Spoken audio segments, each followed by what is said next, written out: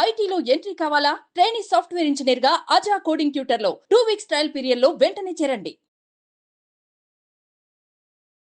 నమస్తే విజయ పెద్దన గారు. నమస్తే ఉషా.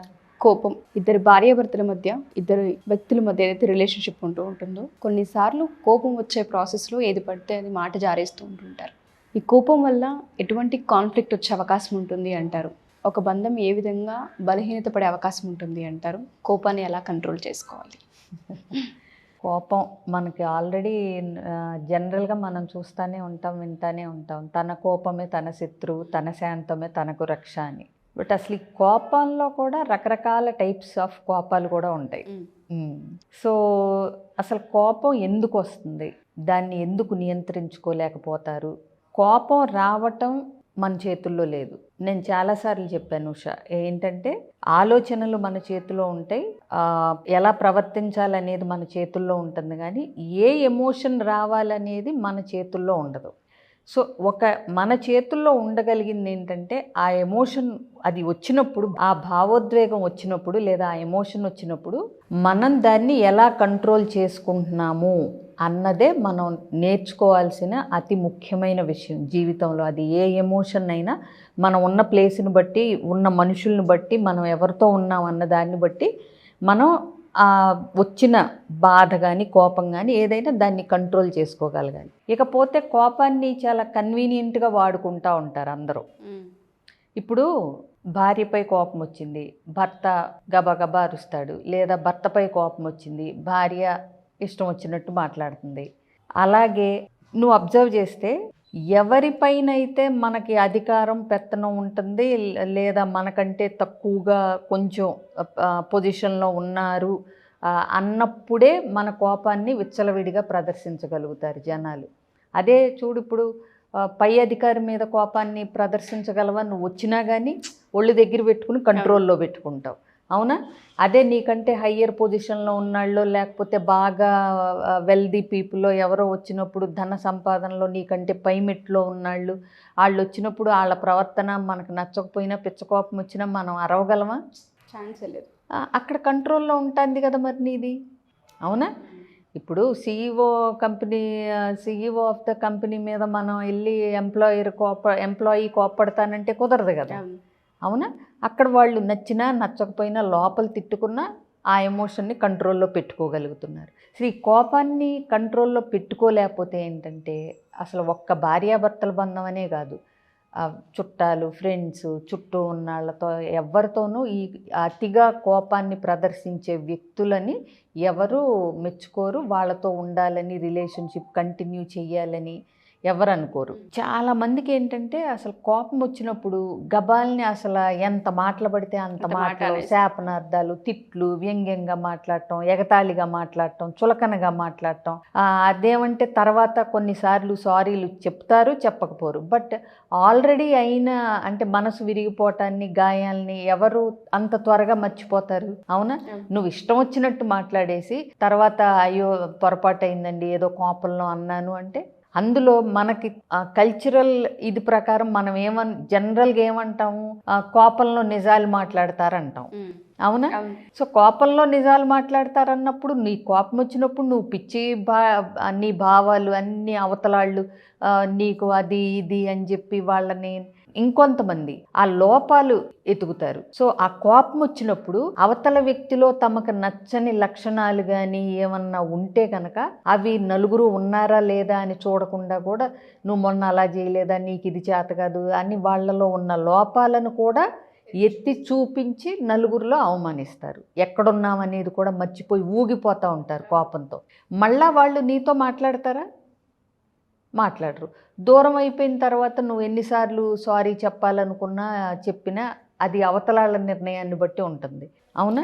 నీతో మళ్ళీ మాట్లాడాలా వద్దా అనే విషయాన్ని. సో అంటే ఏంటి, నువ్వు అవసరమైతే కోపాన్ని కంట్రోల్ చేసుకోగలవు, అవునా?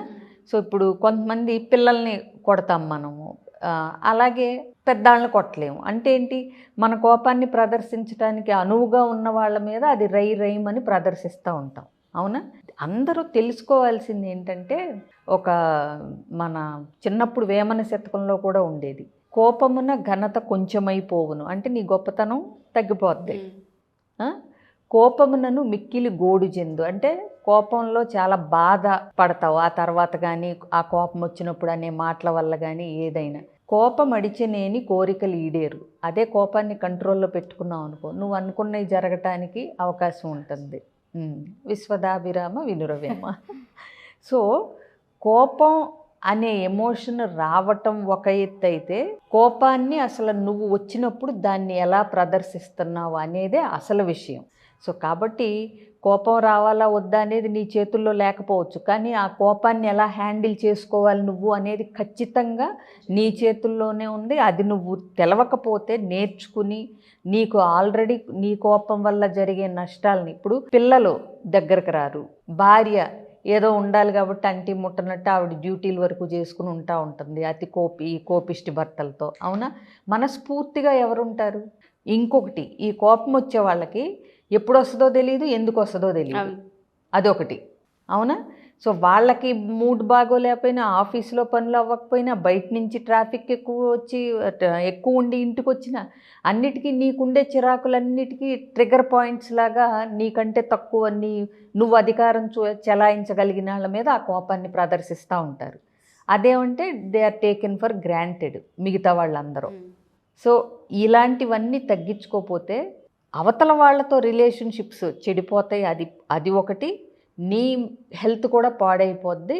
అది ఇంకోటి బాగా దృష్టిలో పెట్టుకోవాలి. అంటే మన శరీరంలో కూడా చూస్తే ఏంటంటే, ఇలా పిచ్చి కోపంతో ఊగిపోతా ఇష్టం వచ్చినట్టు రైమని రంకిలేసి ఇలా అన్నప్పుడు ఏమవుతుందంటే, సూక్ష్మ నరాలకు కూడా మంచిది కాదు, గుండె వేగం పెరిగిపోద్ది.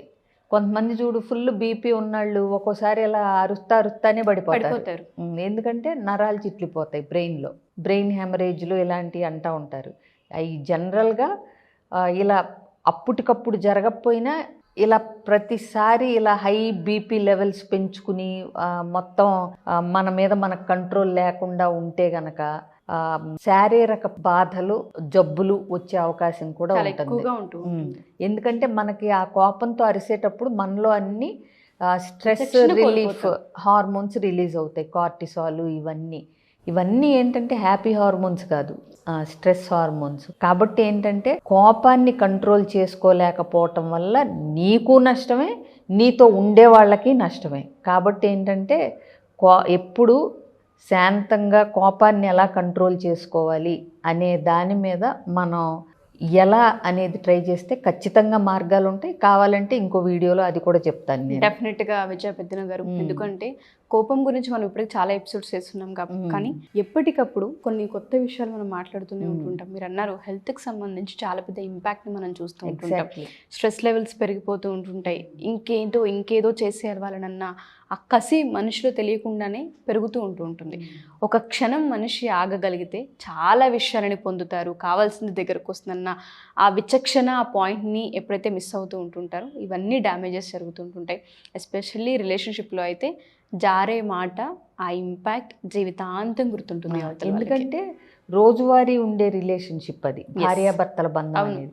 అందులో కనుక ఇప్పుడు ఎవరి దగ్గరన్నా ఎప్పుడన్నా ఒకటి అనో లేకపోతే ఏదన్నా అయితే వాళ్ళు మన జీవితంలో ఉన్నా లేకపోయినా సరే అది పెద్ద అంటే ఫరక్ పడదు. బట్ నువ్వు ఇంట్లో భార్యాభర్తలుగా ఒకళ్ళ మీద ఒకళ్ళకి గౌరవం లేకుండా కోపం వచ్చినప్పుడు దాన్ని ఇష్టానుసారంగా దాన్ని వ్యక్తపరచడం అనేది, అంటే ఆ బంధం బీటలు వారటానికి పనికొస్తదే తప్పితే మెరుగుపట్టాకైతే పనికిరాదు, బలోపేతం అవటాకైతే పనికిరాదు. కాబట్టి ఖచ్చితంగా కోపం ఎందుకు వచ్చిందో కమ్యూనికేట్ చేసుకోగలగాలి, అసలు కోపాన్ని ఎలా ప్రదర్శించాలో తెలుసుకోగలగాలి, కోపాన్ని ఎంతవరకు ప్రదర్శించాలో దాని మీద, ఆ కోపం మీద మనకు నియంత్రణ ఖచ్చితంగా ఉండి తీరాలి. Thank you ma'am, thank you so much.